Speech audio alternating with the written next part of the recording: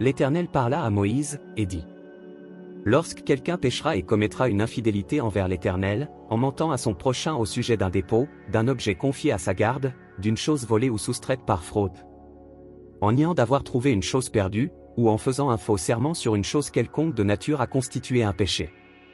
Lorsqu'il péchera ainsi et se rendra coupable, il restituera la chose qu'il a volée ou soustraite par fraude, la chose qui lui avait été confiée en dépôt, la chose perdue qu'il a trouvée, ou la chose quelconque sur laquelle il a fait un faux serment. Il la restituera en son entier, y ajoutera un cinquième, et la remettra à son propriétaire, le jour même où il offrira son sacrifice de culpabilité. Il présentera au sacrificateur en sacrifice de culpabilité à l'Éternel pour son péché un bélier sans défaut, pris du troupeau d'après ton estimation.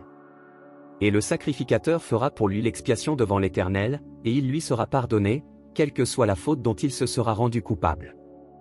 L'Éternel parla à Moïse, et dit: Donne cet ordre à Aaron et à ses fils, et dis: Voici la loi de l'Holocauste. L'Holocauste restera sur le foyer de l'autel toute la nuit jusqu'au matin, et le feu brûlera sur l'autel.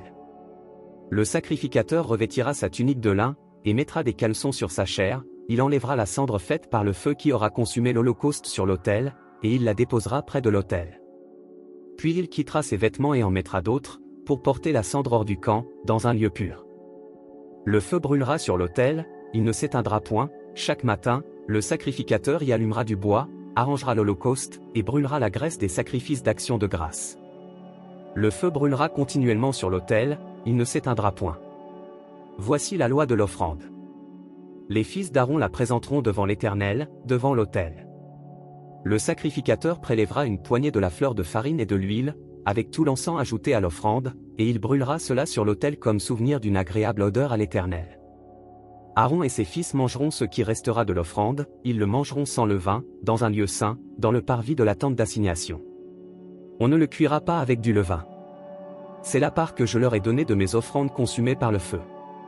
C'est une chose très sainte, comme le sacrifice d'expiation et comme le sacrifice de culpabilité. Tout mâle d'entre les enfants d'Aaron en mangera. C'est une loi perpétuelle pour vos descendants, au sujet des offrandes consumées par le feu devant l'Éternel, quiconque y touchera sera sanctifié. L'Éternel parla à Moïse, et dit: Voici l'offrande qu'Aaron et ses fils feront à l'Éternel, le jour où ils recevront l'onction, un 10e d'épha de fleur de farine, comme offrande perpétuelle, moitié le matin et moitié le soir. Elle sera préparée à la poêle avec de l'huile, et tu la porteras frite, tu la présenteras aussi cuite et en morceaux comme une offrande d'une agréable odeur à l'Éternel. Le sacrificateur qui, parmi les fils d'Aaron, sera oint pour lui succéder, fera aussi cette offrande. C'est une loi perpétuelle devant l'Éternel, elle sera brûlée en entier. Toute offrande d'un sacrificateur sera brûlée en entier, elle ne sera point mangée. L'Éternel parla à Moïse, et dit: Parle à Aaron et à ses fils, et dit: Voici la loi du sacrifice d'expiation. C'est dans le lieu où l'on égorge l'Holocauste que sera égorgée devant l'Éternel la victime pour le sacrifice d'expiation, c'est une chose très sainte.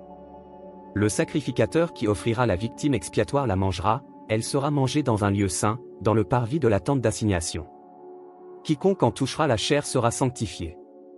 S'il en rejaillit du sang sur un vêtement, la place sur laquelle il aura rejailli sera lavée dans un lieu saint. Le vase de terre dans lequel elle aura cuit sera brisé, si c'est dans un vase d'airain qu'elle a cuit, il sera nettoyé et lavé dans l'eau. Tout mâle parmi les sacrificateurs en mangera, c'est une chose très sainte. Mais on ne mangera aucune victime expiatoire dont on apportera du sang dans la tente d'assignation, pour faire l'expiation dans le sanctuaire, elle sera brûlée au feu.